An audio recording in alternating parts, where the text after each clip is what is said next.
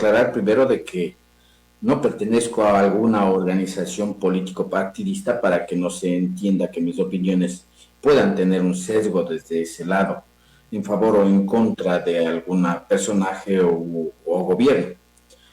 Lo que han señalado en el reportaje los expertos pues tienen toda la justicia y razón, ¿no? Entre gallos de medianoche se resuelve, como dice el dicho popular, el problema. Imagínese usted, primero de entender el tema del habeas corpus y el concepto de habeas corpus. El concepto implica dar garantías o proporcionar garantías a los ciudadanos cuando en dos de los aspectos se ha violentado sus derechos. El primero, en el debido proceso, cuando se detiene a un ciudadano sin el procedimiento, sin la orden correspondiente de manera ilegal. En este caso, el señor Glass no estaba detenido de manera ilegal, cumplía en la práctica ya 3 sentencias, ¿no es cierto? Una del 2017, una del 2020 y una del 2021, que aproximadamente, si es que hubiese sido sumatorias las penas, llegaría aproximadamente a los 20 años.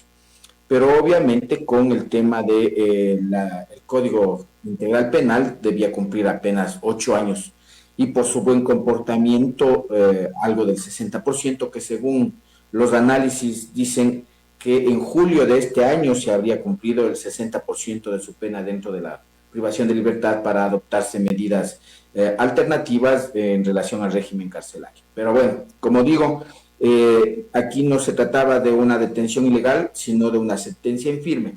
Entonces, por ese lado no era la salida con un habeas corpus del señor Glass.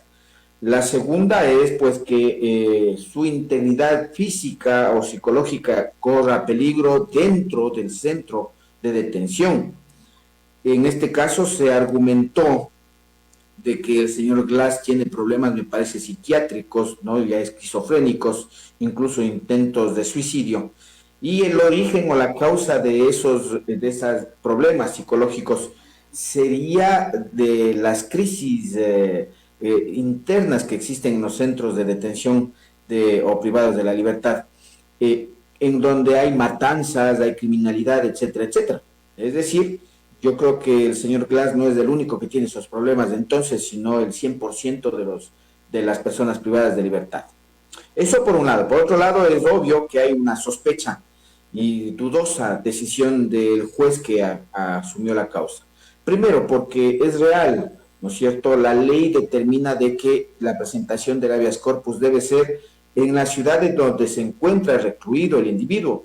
Y en este caso es la Corte de Justicia de Cotopaxi, porque el centro de detención está en Atacunga.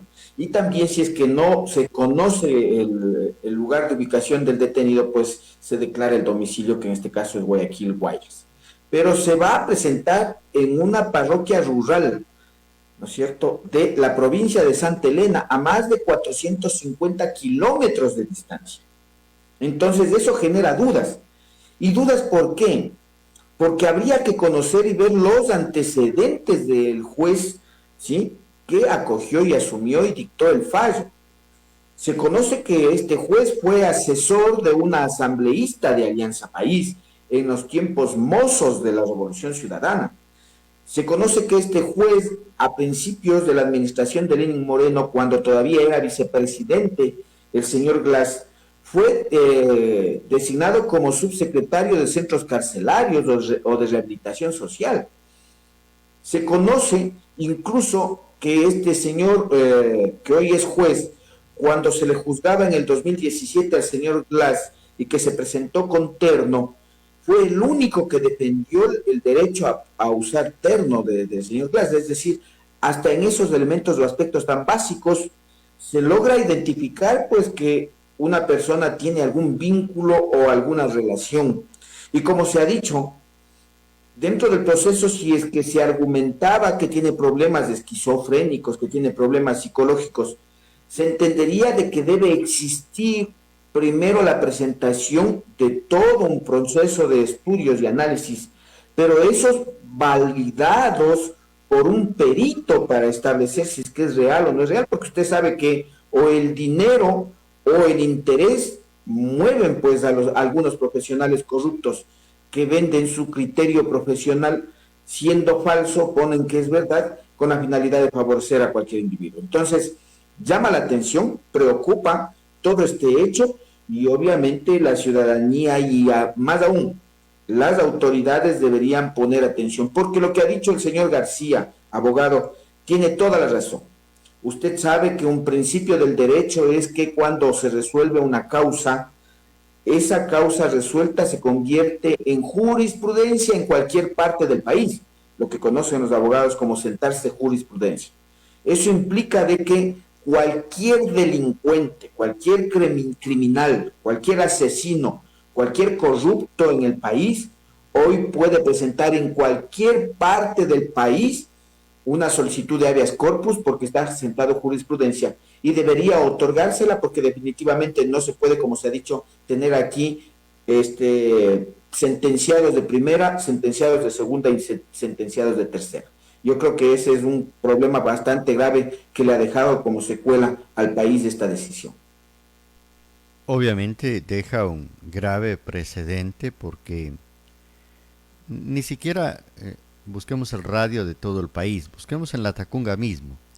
Si ese es el sentir del juez respecto de los antecedentes que le dan de la cárcel de Cotopaxi, cárcel Latacunga, todos, como usted dice, el 100% estarían en las mismas condiciones de vulnerabilidad, tanto física como psicológica, y podrían incluso eh, empezar a demandar exactamente igual.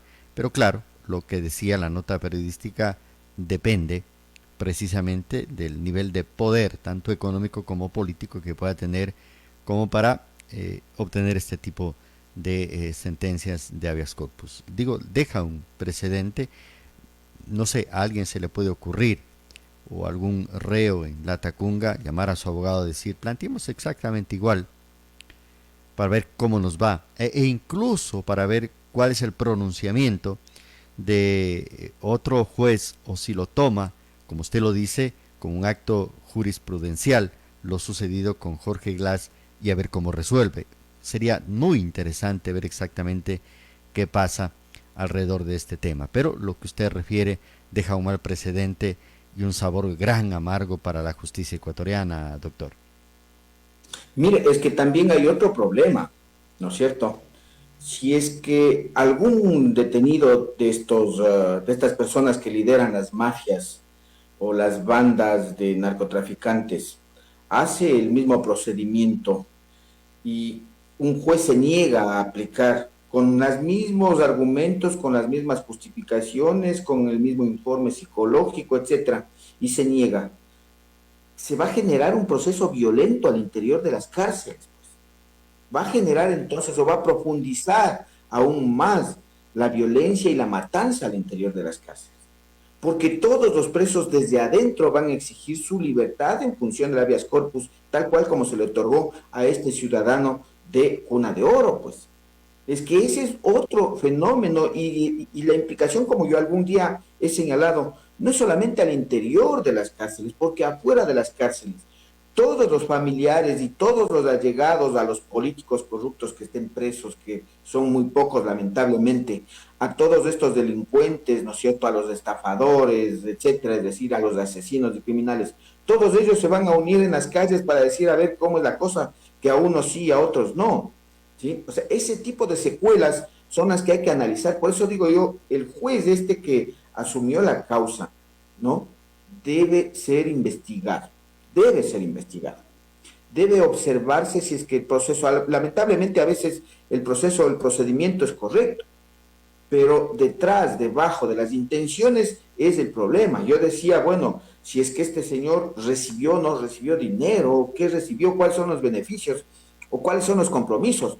De lo que yo sé, el juez fue designado en los tiempos del señor Yalc, me parece, Gustavo Yalc, ¿sí? Como juez. Entonces, tal vez ahora este es el pago, ¿no es cierto? Forma parte de ello.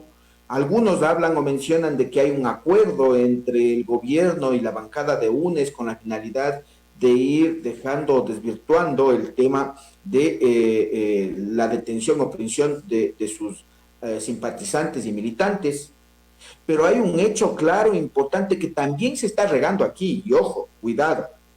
El juez no declaró la inocencia del señor Glass, porque ahora el discurso y el mensaje de los señores que forman parte de esta pandilla es que el juez ha declarado inocente y por eso lo deja en libertad. No, señores.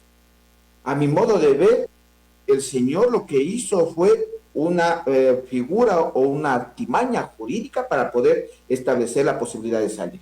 Porque la lógica es de que si tiene problemas, imagínese usted, autolíticos, si está viendo, como dice, que los animalitos y los insectos le están hablando cuando duerme, ya es un problema bastante complejo. Yo no creería que debería ir a su casa, a su residencia. Yo más bien diría que debería ir a una clínica de atención mental o psiquiátrica con la finalidad de que profesionales le puedan ayudar y atender en su problema mental que está atravesando. Pero el señor no ha sido declarado inocente, lo que se ha hecho es una figura que debe ser investigada por el Consejo de la Judicatura o la Corte Superior tal cual como corresponda de acuerdo a la ley.